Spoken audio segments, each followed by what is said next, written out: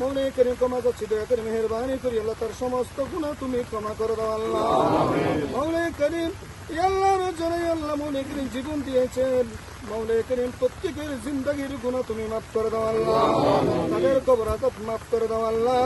মৌলাই করিম যারা রোগী আল্লাহ অসুস্থ হয়ে আল্লাহ মৌলাই করিম আল্লাহ আঘাতপ্রাপ্ত হয়ে আল্লাহ শিরক সেদিন আছে আল্লাহ প্রত্যেকে তুমি সবাই আজলা কুল্লিয়া নসিব করে দাও আল্লাহ।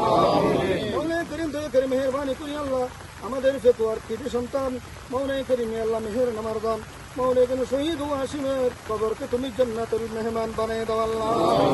আল্লাহ তুমি তাকে আল্লাহ মৌলাই করিম বিনা হিসাবে তুমি জান্নাতের আলা মুকাম দান করো আল্লাহ।